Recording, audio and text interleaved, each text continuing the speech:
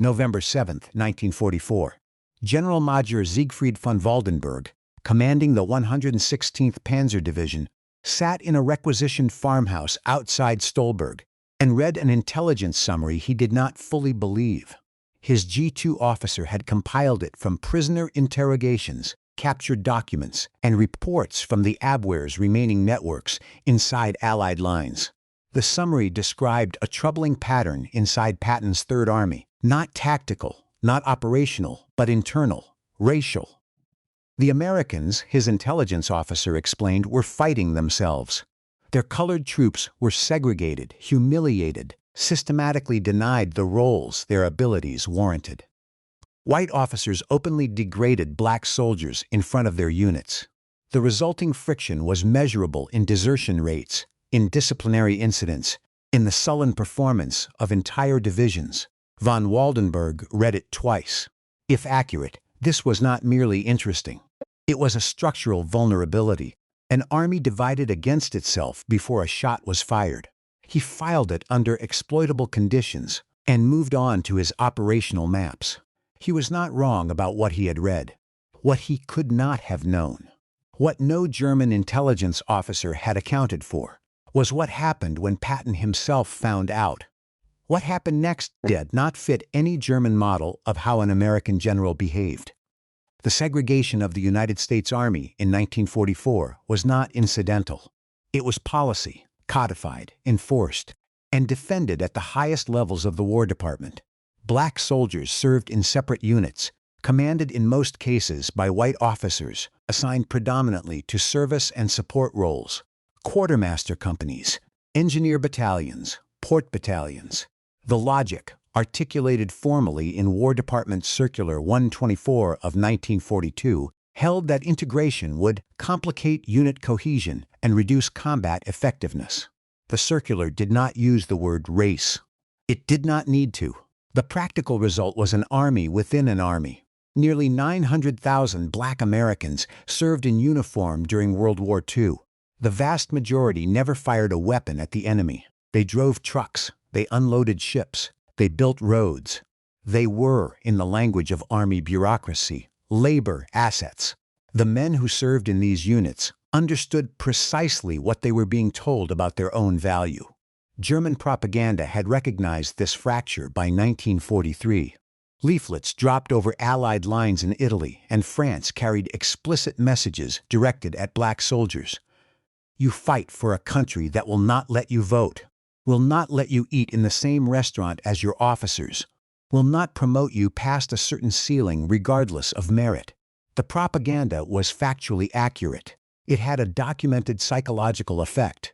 Army censors routinely flagged letters home from black soldiers that described the leaflets, not to dismiss them, but because the soldiers were asking the same questions the leaflets raised. Von Waldenberg's intelligence summary was the latest iteration of a strategy that had been running for 2 years, and it was working, just not in the way the Germans intended. The incident that reached Patton's attention occurred on November 9, 1944, near the town of Metz, 2 days after von Waldenberg filed his assessment.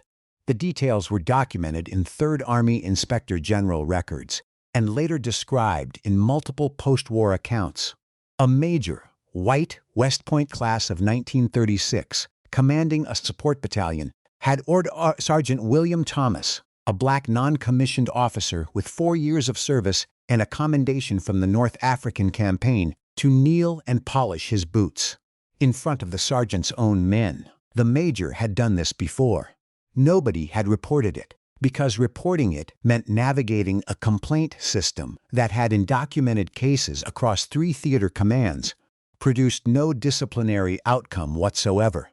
This time, Patton's Jeep came around the corner of the supply depot. The precise sequence of what followed is reconstructed from witness statements collected by the IG office. Patton saw what was happening. He stopped the Jeep.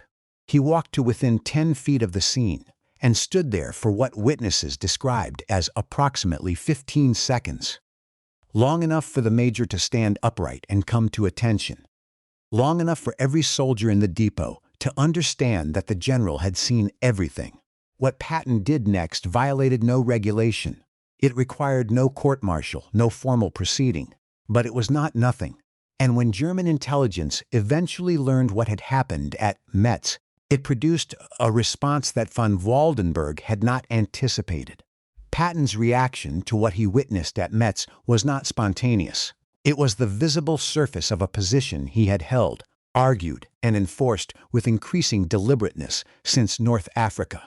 He had commanded black soldiers, specifically the 761st Tank Battalion, which he received into 3rd Army in October 1944, and his assessment of their capability was documented and unambiguous. On October 31, 1944, in a formal address to the 761st before their first combat deployment, he told them directly, "I don't care what color you are, so long as you go up there and kill those Kraut sons of bitches." The speech was recorded by Army correspondents. The sentiment was not theater. What Patton understood about the segregation problem was not primarily moral. He understood it as an operational liability, a waste of trained combat capability, at a moment when he was short of riflemen and armor crews. He had formally requested, in a memorandum to General Omar Bradley dated September 14, 1944, that the 761st be assigned to 3rd Army as a combat formation rather than in a support role. The request was granted. It was not routine. Most black armored units in the European theater never saw armor combat. At Metz, Patton addressed the major by rank without raising his voice. Witnesses recorded that he spoke for approximately 90 seconds. The content of those 90 seconds was not transcribed, but 3 separate witnesses independently recalled the final sentence. The major was informed that if Patton ever witnessed such an occurrence again, he would personally ensure the officer was reassigned to a role from which he could not degrade anyone above the pay grade of livestock. The major was transferred within 72 hours, not court-martialed, transhavid, to a depot command in southern England, far from any theater of active operations. In the Army of 1944, this was a message that every officer in 3rd Army understood completely. But what happened next, what the German intelligence apparatus could not have modeled, was the effect on the soldiers who witnessed it. Not just Sergeant Thomas, every man in that depot. Word traveled the way word always traveled in armies, faster than orders, more reliably than official communications. By November 15th, the story had reached the 761st Tank Battalion, then deployed in heavy fighting around Morville-les-Vic. Captain David Williams, commanding Baker Company of the 761st, documented in his unit journal that the story passed through the battalion like current through wire. His words, not an editorial, an observation. The 761st's performance in the weeks following November 9th was documented in 3rd Corps after-action reports. Between November 10th and December 1st, 1944, the battalion knocked out 34 enemy armored vehicles and drove through 6 defended German positions that Corps-level planners had designated requiring deliberate assault with full supporting arms. They did not wait for full supporting arms. They attacked 6 positions in 22 days. The German units they hit, elements of the 11th Panzer Division, filed reports describing the assault tempo as abnormally aggressive and the crew proficiency as equivalent to the best Waffen-SS formations. That phrase, equivalent to the best, from the men who had been told by their own army's policy that they were suited primarily for carrying supplies. The full operational consequence arrived between November 24th and November 30th, 1944, in the fighting around Gebling, a fortified German position anchored by elements of the 11th Panzer Division and the 25th Panzer Grenadier Regiment. German engineers had converted the village into a prepared defensive strongpoint, anti-tank ditches, interlocking fields of fire, Panzerfaust teams positioned at every approach route. The position had stopped 2 previous American attacks. The 26th Infantry Division had attempted and withdrawn on November 22nd with 112 casualties and no ground gained. On November 24th, the 761st Tank Battalion's Charlie Company commanded by First Lieutenant Moses Dade, attacked Gebling in coordination with infantry from the 26th Division's 104th Regiment. The German defensive plan assumed the same attack pattern. Armor advances on the main road, infantry follows, anti-tank guns engage at 600 meters, Panzerfaust teams neutralize any armor that closes to under 100 meters. The pattern had worked at Gebling twice. Dade's Shermans did not come down the main road. They came through a plowed field to the north, which German engineers had marked as unsuitable for armor due to November mud and drainage conditions. The assessment was not wrong. It was just wrong about what motivated the men driving those Shermans. Charlie Company lost 2 tanks in the mud before the remaining 7 reached the village perimeter. They reached it anyway. The 25th Panzer Grenadiers commander, Hauptmann Ernst Hoffmann, later described the assault in a post-war account compiled by the U.S. Army Historical Division. He wrote, "They came through a field we had not covered because we did not believe tanks would attempt it. When they reached us, they were already inside our minimum engagement distance. We had no answer for it. No answer. Because the Germans had planned for an enemy that calculated risk conservatively. They had not planned for an enemy that had been told, once visibly, commander of an entire army, that their lives and their dignity mattered. Gebling fell at 1540 hours on November 24th. American casualties in the assault, 11 killed, 23 wounded. German casualties, 89 killed, 247 captured. The position that had stopped the 26th Division twice fell in 6 hours. Von Waldenberg received the report of Gebling's fall on November 25th. He noted it without apparent understanding of the mechanism. He had identified a fracture in the American Army. He had not identified what would happen when an American general decided to repair it. The 761st Tank Battalion's combat record in the European theater stands as the statistical proof that the Army's own segregation policy had been costing it combat power it could not afford to waste.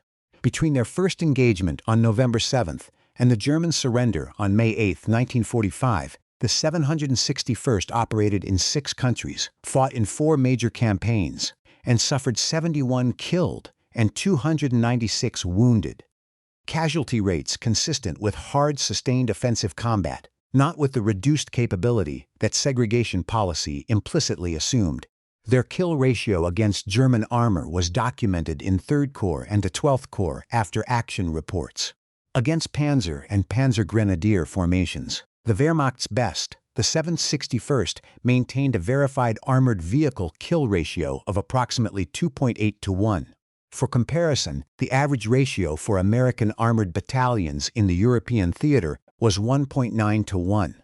The battalion that the Army had designated a political accommodation to black enlistment pressure outperformed the theater average by 47%. General Patton's post-war testimony on the 761st, recorded by military historian Charles B. MacDonald in 1947, was characteristically direct. Patton said, "The 761st fought like they had something to prove. They did, and they proved it to the people it needed to be proved to most, themselves." The German model, the fracture they had identified and planned to exploit, assumed the fracture was permanent. It was not permanent, it was a policy. And policies, unlike terrain or weather, can be overridden by a single act of will from a single individual with sufficient authority and the willingness to use it. Sergeant William Thomas survived the war. He was discharged in September 1945 and returned to Georgia, where he could not vote, could not eat at the lunch counter 2 blocks from his house, and could not use the public library. His Distinguished Unit Citation, awarded as part of the 761st, was processed in 1945. His country took until 1978 to formally recognize the battalion's full service record with a Presidential Unit Citation. He had been dead for 3 years by then. That is the human cost this story requires acknowledging. Not on a battlefield, in the space between what a country claims to stand for and what it actually does. But the lesson embedded in what Patton did at Metz is separate from the country's long reckoning with its own failures. It is a lesson about leadership and the specific power a single visible act carries inside a closed system. Patton did not change Army policy at Metz. He did not integrate the armed forces. Harry Truman did that in 1948. What Patton did was narrower and, in some ways, more immediate. He demonstrated to every witness that the rules being used to diminish certain soldiers would not, in his army, be enforced from the top. The principle is not complicated, and it outlasts the war completely. The culture of any organization reflects what its leader tolerates in plain sight, not what the policy says, not what the manual prescribes, what the person at the top walks past without stopping. Patton stopped. That is the whole lesson. What you walk past is what you endorse.